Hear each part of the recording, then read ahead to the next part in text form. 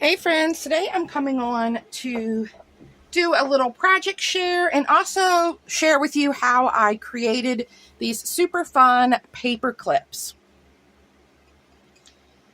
So I've created a couple of fall ones here using this bag of scraps that my mom had picked up at this little quilting place for 50 cents, and they were really small pieces, and so I just stitched them together in like a snippet roll and created these cute paper clips.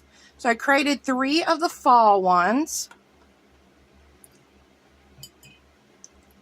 and then I created 3 Halloween ones. And I think they turned out super cute. I was 100% inspired by Shara Crane to make these. So I have 2 Halloween ones that I already have together. And as you can see, they're very rustic. I wasn't measuring. I wasn't cutting straight. I literally had someone tear my fabric and go to town. And then we cut up a bunch of these little squares and stitched them. This one I did a straight stitch on the outside and a zigzag in the middle, and I just did a bunch of little squares and pieced them together. And then this one is just a straight stitch with the different fabrics. So I have this huge pile of fabrics that I've been working with, and basically all I did was take a piece of the fabric and snip it, and then I had help ripping it. So you just ripped it, and then you got something like this. Now this one is straight on this edge because it was the edge of the fabric, and this is the underside of the fabric. This is what the fabric actually looks like, but I kind of like that rustic look to it, and I like this yellow, so that is going to be our base piece. Now, this is what I want to be on the back of my fabric. So I'm going to lay this face down, and then we're going to add our pieces on top of this. Now, this one is rolling up, so I would take the time, if you want to be more precise, to cut this with, like a straight edge. To cut it with a straight edge and then iron their fabric out, but I was not worried about that. And then I was just taking pieces of fabric and just layering them on, and I'm using these Paperclips here from Amazon, and then you can get another piece. And you can cut these strips however big or small you want and lay that. And I was okay having it overhang because I just ended up trimming that in the end.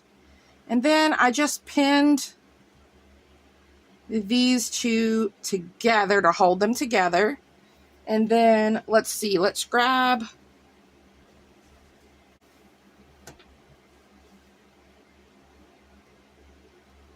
and so you just continue cutting your pieces as big or as small as you want.